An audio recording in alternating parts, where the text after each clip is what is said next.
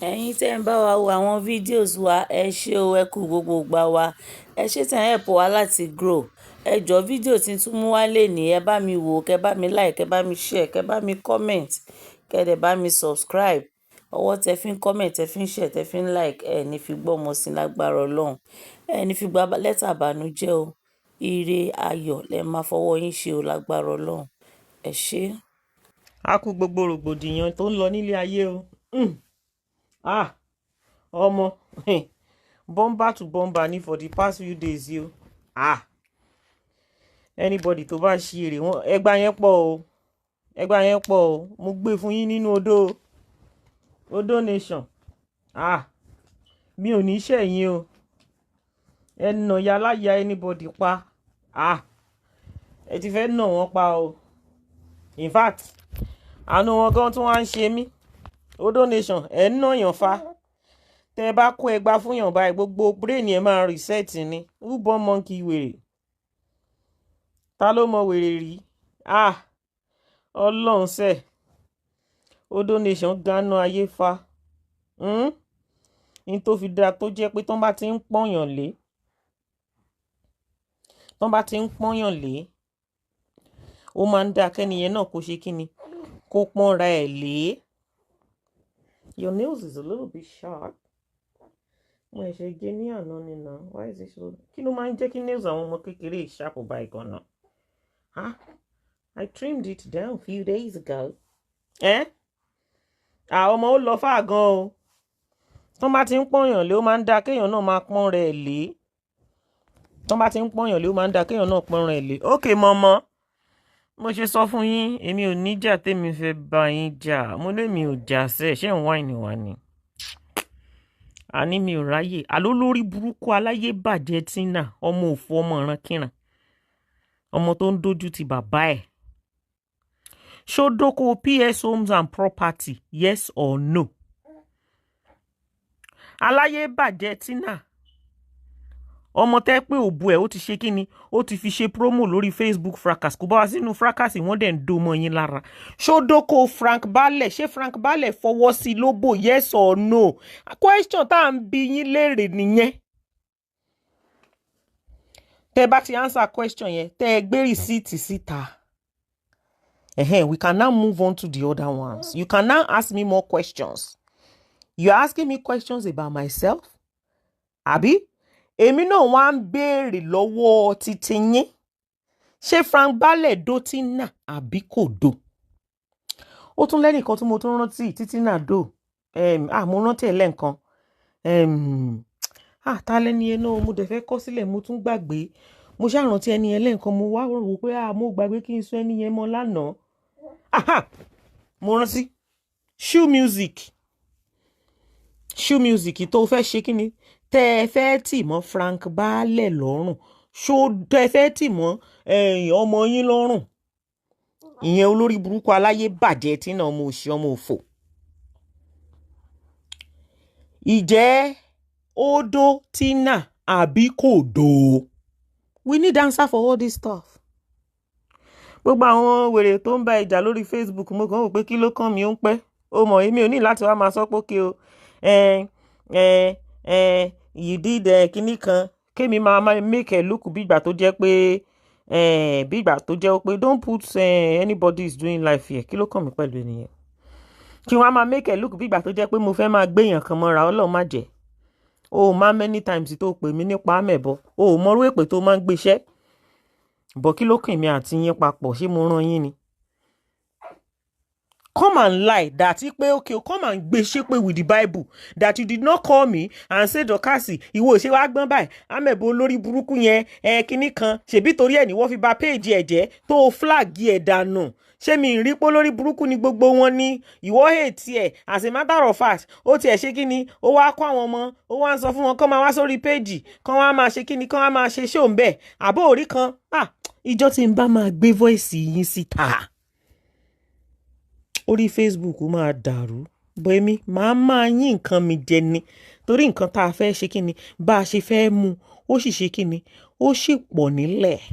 Mo ń load fídíò sórí TikTok lọ́wọ́ àwa náà máa lọ sórí TikTok ń sìn ẹ má wọrí tí n bá ti ń tan Facebook máa tan TikTok náà sìn But mo kàn máa ṣe lè lórí Facebook ń bí ń sìn náà.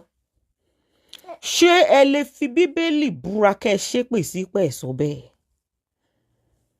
Bẹ́ẹ̀ ṣe sọ̀rọ̀ àmẹ́bọ, bẹ́ẹ̀ náà lẹ ṣe sọ̀rọ̀ kò gbèrègbè fún mi. Inú recording kan náà ni méjèèjì wà. Ọjọ́ tí n bá máa bẹ̀rẹ̀ sí ní play ohùn yín, wọ́n á fẹ́ lè jù yín lóko ní orí Facebook. Ṣùgbọ́n èmi náà máa ṣe kí ni? Máa yín jẹ ní. Àjọ máa yín jẹ fúnra wa. Tí mo bá purọ́ mọ́ yín, k'Ọlọ́run ṣe kí ni? K'Ọlọ́run bá fìyà jẹ mí. You are so, I don't know. Starboy. Kí ni nǹkan tó fà tí Anna, ọmọ yín, kí ló fà tí Anna, kí ló fà tó fi ṣe kí ni? Kí ló fà tó fi ṣẹ́yìn lẹ́ẹ̀mejì fún Starboy? Àwa náà ní ìdí answer sí question yẹn tí ayé Anna tó fi bàjẹ́. Ó marry o kò marry o. Why do you always like to pass the narrative to suit your need? When you want the narrative to suit your need, you will say Dorcas is married. You are the same person that will say Dorcas is not married. Dálé Moṣú ni ó ń dá gbé, ó ń dá sùn, ó ń dá jí. Èwo lẹ fẹ́ jẹ́ ká believe nínú orí burúkú tẹ́ ń sọ. If you say Dorcas is not married, ikọ̀ level kan náà lèmi àtàwọn ọmọ yín jọ wà. So ẹni oko tó bá jọ wù wá lálẹ́ dọ́dọ́. Ṣé Anna, ṣé wọ́n dó nínú mọ́tò àbí wọn ò dó? Ṣó lóyún? Because àwárí Anna tó lóyún níbi tí ọwọ́ ẹ̀ ti jóná báyìí tó wọṣọ pink tó lóyún tí kò ẹ̀ yọ. All of a sudden lákàn tó rí pé kò ẹ̀ tún disappear tó wá rí bí ẹni tó ti kó HIV. Ṣé wọ́n dó Anna, ṣó lóyún àbí kò lóyún? You are asking me question, I'm asking you the same question. The question you are asking me, àwọn tá a jọ jẹ́gbẹ́ nínú ilé yín, òun ni mò ń béèrè the same question lọ́wọ́ wọn. Kí ló dé tí Tina tó fòbò ṣòbò lábàṣà? Kí ló dé tó ń dókó káàkiri? Kí ló dé tí Tina tó wá di ọlọ́mọ mẹ́rin, bàbá mẹ́rin? Òfò ṣe Tina, ayé Anna bàjẹ́. Olórí burúkú ni Tina àti Anna, wọn lógo. Àwọn ọmọ olófo tí ìyá wọn wá ń bínú ológo, wọn lógo. Ìtorí ẹ̀ ni bàbá wọn fi reject wọn lórí Facebook bí. Analysis tá fẹ́ ṣe pọ̀. Analysis tá máa ṣe pọ̀. Ìtorí ẹ̀ ni bàbá tó bí wọn náà ló fi reject wọn lórí Facebook tó gbé wọn ṣépè. Hello? Ó dìídì gbé wọn ṣépè gidi ni. Èpè tó wá láti inú wá, èpè abiyamọ. Ó ní láyé, ó lóhun ò ṣe kíni, ó lóhun ò mọ̀. Kò ṣẹlẹ̀ rí nínú gbogbo àwa tá wà lórí fracas tá ń ṣe wèrè, tá ń ṣe èrè yìí. Àtèmi tẹ́ ẹ sọ pé òkè o, èmi ni mo dókó jù gan. Kò sí kankan nínú wa tí bàbá ọmọ wa bọ́ síta tó ń sọ pé àwọn reject ọmọ wa lọ́wọ́. Ó ṣẹlẹ̀ nínú ìrandíran yín, ìrandíran ṣikoloko madness. Ẹ ti ṣe èrè inú ẹbí yín. Ẹbí yín ò ṣe é rí, ẹbí yín ò ṣe é ṣe kí ni, kò ṣe é wò. Jẹ́ ń tan TikTok mò ń bọ̀. Ọba ń sọ̀rọ̀ nínú TikTok nìkan ni. Mò ń bọ̀, mò ń lòdù fídíò, ṣó ti lòdù tán. Okay. No, mò ń lòdù fídíò TikTok yẹn ò ní lọ́nsìn. Ẹ jẹ́ kí fídíò yẹn lòdù tán. Mò ń lòdù gbèsè ayé Anna sí orí TikTok. Tó bá dalẹ́ yìí, mo máa bọ́ sórí TikTok. Àwa ṣe kí ni? Àwa fún olórí burúkú Anna àti Tina jẹ. Tí ìyá yín bá ti dákẹ́, àwa náà ò dákẹ́. Ìyá yín ò dákẹ́, yóò mọ̀ jẹgba lọ ni. Ẹ mọ̀ jẹgba lọ ni. Kí ló dé tí Tina ń ṣòbò lábàṣà pẹ̀lú àwọn tó ń wà lórí Facebook fracas? Kí ni Tina wá? Ṣé Tina fẹ́ lọ fòbò bà Nàìjíríà jẹ́ ni? Bí ìyá ẹ̀ náà ṣe bà gbogbo ayé àwọn èèyàn jẹ́ ní Nàìjíríà. Kí ló dé tí Tina tí ò lè gbé òbò ẹ̀ dúró sí ìlú Dublin níbẹ̀ yẹn kó wá oko tó máa ṣe kíni, tó máa ṣọkọ àdẹ́? Kí ló dé tó ń ṣí káàkiri? Ìwọ owó ìyá rẹ̀ tí ò dáa náà ni. Òní Tina ló fi ń ṣe kíni, òun ló fi ń ṣí ká. Òfò ṣe Tina. Gbogbo wa tá wà lórí Facebook yìí la wà proud of ara wa. Lizzy jọ̀ọ́ fi màmá yìí sílẹ̀ fún mi jọ̀ọ́ o. Máa fèsì àwọn kéèsì míì tó ń bá ń ṣe. Àmọ́ ṣé orí ti màmá yìí jọ̀ọ́ jẹ́ káwa bẹ́ẹ̀ ṣe kíni, jẹ́ káwa bẹ́ẹ̀ wọ̀ ṣẹ̀. Máa nà ya orí burúkú ọ̀rọ̀ tó ń gbénú ọ̀rọ̀ tó lórí burúkú fi máa ṣe orí burúkú wọnú ayé fún Tina àti Anna pẹ̀lú Wálé. Ó ń bẹ lẹ́ẹ̀lẹ́ ń bí ìwọ máa wọ́n fi ilẹ̀ jẹ́ kémi àwa máa bá ẹ ṣiṣẹ́ mọ̀mọ́ ń bí. Ẹ gba wèrè tán fi ń rìsẹ́ẹ̀tì orí ọpọlọ. Bíbélì gan sọ, ó ní ẹ ṣe kí ni, ó ní ẹ fi ẹgbà na wèrè orí wèrè dànù kọ́pọlọ rẹ̀ kó rìsẹ́ẹ̀tì. anybody ló lè gbé ṣó yìí, èmi ò ń flag èèyàn o, ibi tó bá wù yín ni ẹ gbé lọ, kí ló kàn mí. Fracas là ń ṣe lọ́wọ́, wàhálà ní flag anybody. Permission to carry this show, do anything you want with it, kò káyé. Lọ́wọ́lọ́wọ́ báyìí ẹ jẹ́ ká máa go viral.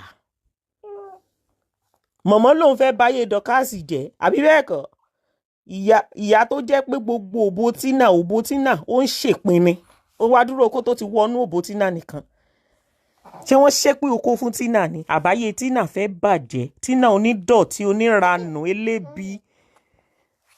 Tínà onídọ̀tí obìnrin olòṣì alágbèrè ọmọ tó ń fokó orí burúkú dókó ká. Mọ̀mọ́, ta ló sọ fún yín páwọn ọmọ yín fáì? Ṣé lè torí bí ìnàkí? Ẹ rí bí àná ṣe rí ni. Ó rí bí ìnàkí, ó rí bí gòrílà. Mi ò fi irú ẹ̀ tọrọ, fẹ́ rí ọ̀gá. Ẹ lọ ṣe bẹ́ẹ̀dì mọ̀mọ́ yín nínú restaurant. Kẹ́ ẹ má lọ gba àwọn họ́ọ̀lù tó pọ̀ọ̀ṣì. Kẹ́ ẹ má lọ gbà fún l'Amẹ́ríkà. Ṣó pọ̀jù tó lórí burúkú yín bá ná $5,000 sórí họ́ọ̀lù pé kẹ́ ẹ fi gba họ́ọ̀lù. Àbúrò yín burú ni. Ṣé ẹ̀ ṣí èrè? Àwọn fẹ́ lọ celebrate. Ẹ máa bọ̀ ní Èjìdé hall, ẹ máa bọ̀ ní Èjìdé restaurant, ibẹ̀ làwọn ti fẹ́ ṣe. Ẹ gbọ́ bí tán ti ṣe 60, that is wọ́n fẹ́ lọ ẹ lórí dínkù ara yín nẹ̀. Ẹ̀yin rí bí tán ti fẹ́ ṣe birthday if anybody rí tán gbé lọ sí restaurant 65. Ẹ wá gbà wá, ẹ̀yin ará Facebook ẹ gbà wá.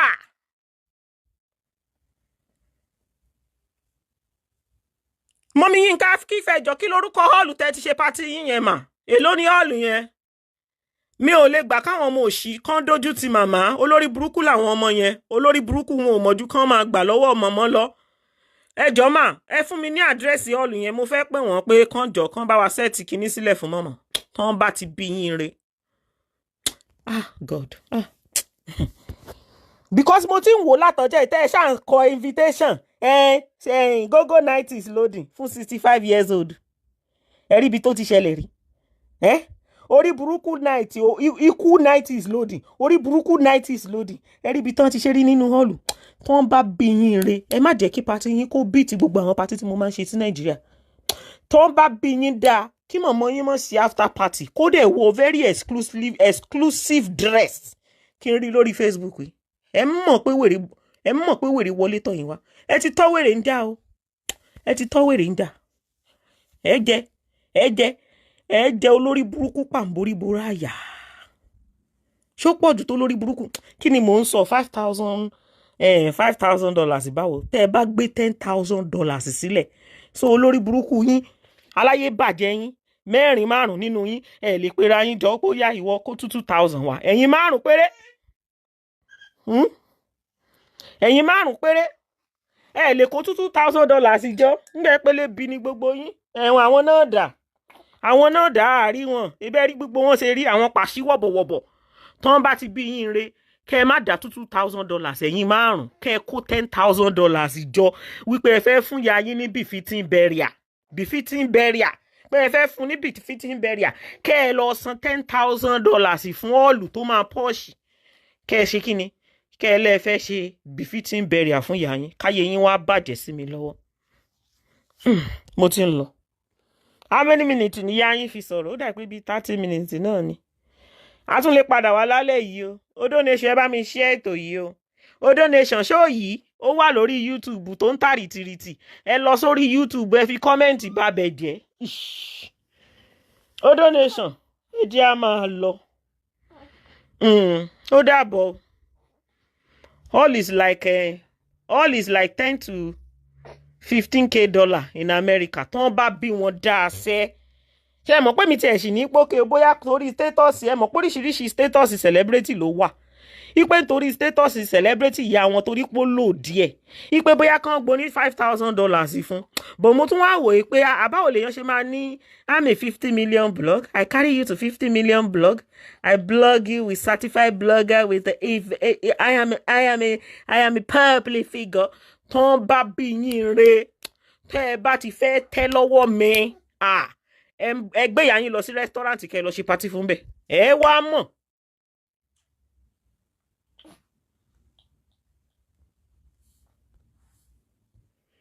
Kí lẹ́ni sọ ìmọ̀ bọ̀? Dorcas, check this on Instagram. He blogged a UK woman that celebrated the 50th. Okay, Mobo. Mo ti screenshot here. Mama ba mama. Mama ba yín post àwọn idea bí birthday yín ṣe gbọ́dọ̀ rí. Birthday tó ń load yẹn. Ṣé April ni? April.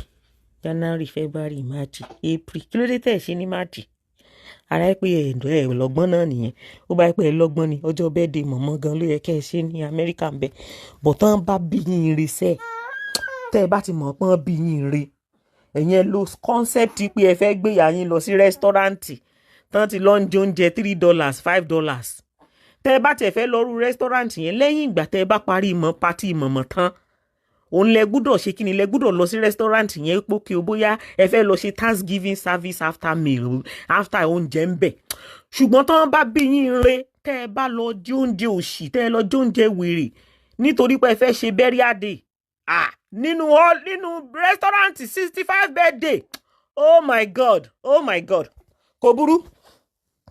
Màmá bá yín post idea sórí Facebook bí birthday mọ̀mọ́ yín ṣe gbọ́dọ̀ rí o. Ẹ jẹ́ kó rí yín ó pé o. Mo ti ń lọ ná. Tí ayin bá tún ti bóde yín tún bóde yín kò kí bú yéèyàn. Àmọ́ àwọn tá a bá jẹ wà nú ẹgbẹ́. Ẹ má gbàgbé àwọn question tí mo bi yín o. Ṣé PS ṣó fọ́kẹ́ sóbò Tina? Yes or no? Kí ló dé tọmọ yín? Ta ní evidence yẹn lọ́wọ́ tí mo máa blog láàárọ̀ ọ̀la. Kí ló dé tó lọ dó Frank Balẹ̀ tó bẹ̀rẹ̀ sí ní wúkọ́ ọ̀kẹ́ tó fẹ́ fi eyín tó fẹ́ fi já oko Frank Balẹ̀ jẹ? Yes or no? Tó wá ń wúkọ́ ọ̀fẹ́ ẹ̀dẹ̀ ń tewé ẹ̀ ń tegbò ẹ̀dẹ̀ lè sọ́ọ̀tì ikọ̀ ọ̀fẹ́ tí yẹn tó ń ṣe kíni tó ń wú lè sọ́ọ̀tì ẹ̀ out. Kí ni nǹkan tó fà tọmọ yín tó fi dóṣù music? Kí ló dé tó fẹ́ dóṣù music pa? Kí ló dé tẹ́ pé gbogbo àwọn tó bá ti súnmọ́ yín gbogbo wọn náà ń dó? Kí ló dé tí Starboy kí ló dé tó fi dó Anna pa lẹ́yìn mọ́tò? Kí ló dé tí Starboy tí Anna tó fi ṣẹ́yún fún lẹ́ẹ̀mẹ́ta? Kí ló fà? Kí ló dé tí Tina tí ò fi rí ilé ọkọ gbé tó kàn ṣí káàkiri every minute? Olórí burúkú Tina òye tiẹ̀ ti wá sọ di every week, every second, every hour. Ojoojúmọ́ ni wèrè ń ṣe kíni? Ojoojúmọ́ ni wèrè ń pàrokò. Ó dàbọ̀. Létí lọ. Ẹ má gbàgbé PS Homes and PS Home. Sorry ẹ̀gbọ́n, kò ń ṣẹ̀yìn. Ẹ má gbàgbé Harmony Gardens fún gbogbo ẹ̀yin tẹ́ fẹ́ ra ilé, tẹ́ fẹ́ ra ilẹ̀. Ẹ patronize wa ní Harmony Gardens. Ẹ ní regret ẹ̀ láyé. Gbogbo ẹ̀yin tẹ́ fẹ́ ra ewé àtegbò pátápátá. Ẹ kọ́ńtàtì ìyá kan, ìyá alálùbáríkà, ìyá tó ṣe é mú yangàn. Ìjẹ́ ti gbọ́ nǹkan tí Daddy David Infinity tán sọ. Ṣé ti gbọ́ nǹkan tán sọ? Gbogbo ẹ̀yin tẹ́ wà l'Amẹ́ríkà pátápátá. Ẹ need láti máa travel too far. Ẹ need láti máa ṣe kíni? Ẹ máa save owó yín. Ẹ ṣe kíni? Gbogbo ẹ̀yin tẹ́ wà lọ́wọ́ Amẹ́ríkà. Ẹ máa save owó shipping fee. Èyí tẹ́ máa fi máa send tẹ́ máa fi máa waste owó tẹ́ máa fi ship yẹn. Ẹ máa save ẹ̀. Alágbo kan ti wà l'Amẹ́ríkà tó máa tàgbó fún yín. Wọ́n náà ń gbé advert yẹn bọ̀. Bẹ́ẹ̀ ni. Shikoloko madness Shiko. Ìyẹn náà ń pè ní Shikoloko madness Shiko. Ẹ má gbàgbé.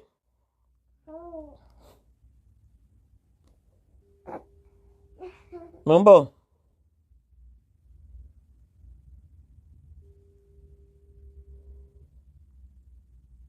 Ẹ̀yin tẹ́ fẹ́ ra branded perfumes. Tẹ́ fẹ́ ra àwọn beautiful designer àwọn aṣọ, àwọn bags, àwọn brand names nílá yẹn. Tẹ́ fẹ́ ra àwọn brand names. Bóyá aṣọ ni o, bóyá bàtà ni, bóyá báàgì ni. Ẹ contact wa ní TJ Luxury. Wọ́n ní àwọn beautiful collections ní TJ Luxury. Ẹ jẹ́ bá gbóhùn sókè. A wà online wọ́n gbọ́ yín mà.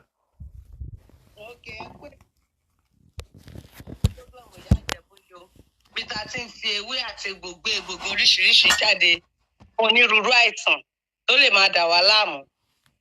Àìsàn bíi arthritis, osteoarthritis, rheumatoid arthritis, sciatica. Bóyá èèyàn ò lè bẹ̀rẹ̀ mú nǹkan lẹ̀ àbí bẹ̀rẹ̀ kírun, àwọn tó rúkún máa ń ro.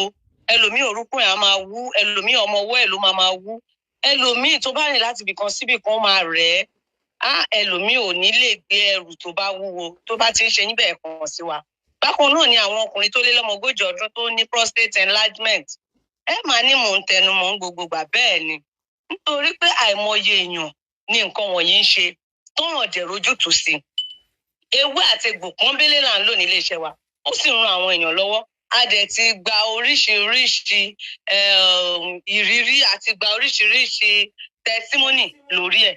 Àwọn tó ń tọ̀ púpọ̀, àwọn tó ń tọ̀ léra wọn, ẹlòmíì kò tó débi tó máa tọ̀ sí ìtọ̀ yìí ti ń jábọ́. Ẹlòmíì dẹ̀ ló ní ìṣòro kò rí tọ̀tọ̀ rárá. Ẹlòmíì tó bá ti fẹ́ tọ̀ ó máa nírora. Tó bá ti rí bẹ́ẹ̀ kàn sí wa. Bákan náà làwọn obìnrin tó ní bladder weakness àbí bladder infection, ó máa ń ṣòro fáwọn náà, wọ́n lè máa tọ̀ léraléra, kán tó débi tó máa tọ̀ sí ìtọ̀ lè máa jábọ́. Ẹ jẹ́ káwọn náà kàn sí wa. Ó dẹ̀ jẹ́ àwọn tó ní damaged nerves tí gbogbo ara ń ta wọ́n, àwọn náà lè lo opportunity kàn sí wa. Bákan náà làwọn tó ní ìṣòro tá à ń pè ní thyroid, èyí tí ò tí ì wú sí yín lọ́rùn tó ń dà yín láàmú lágọ̀ọ́ ara, ẹ kàn sí iléeṣẹ́ Godwem pẹ̀lú ògo Ọlọ́run, ẹ tún padà lọ ṣàyẹ̀wò, kò dẹ̀ ní rí bákan náà mọ́. Gbogbo ìṣòro tó lè máa dà yín láàmú, ẹ̀yin ọkùnrin tó jẹ́ fóònù lẹ́rán ojúmọ́ lálẹ́, nígbà tó yẹ ká ẹ ṣojúṣe yín, ẹ kàn sí iléeṣẹ́ Godwem Ìyá Ìjẹ̀bú 3-in-1 wà láti ṣàtúnṣe sísítẹ̀mù yín yẹn. Bákan náà làwọn tó bá ní hepatitis, òru inú ẹ̀dọ̀ àbí fatty liver tó ń jẹ́ ọ̀rá inú ẹ̀dọ̀, ẹ kàn sí iléeṣẹ́ Godwem Ìyá Ìjẹ̀bú. Ẹ̀rọ ìbánisọ̀rọ̀ wa ní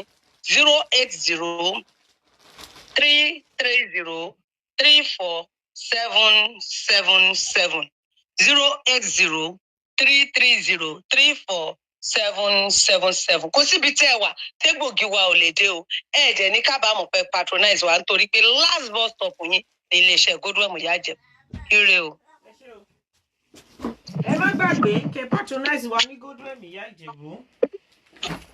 Ohun èlò àti egbò wọn confirm ni, tó jẹ́ pé kíni, tó jẹ́ pé ọ̀pọ̀lọpọ̀ ènìyàn ló ti lò tán dẹ̀ ṣe kíni, tí wọ́n dẹ̀ testify sí gbogbo nǹkan tí Godwem Ìyá Ìjẹ̀bú tí wọ́n ń ṣe kíni, tí wọ́n ń tà.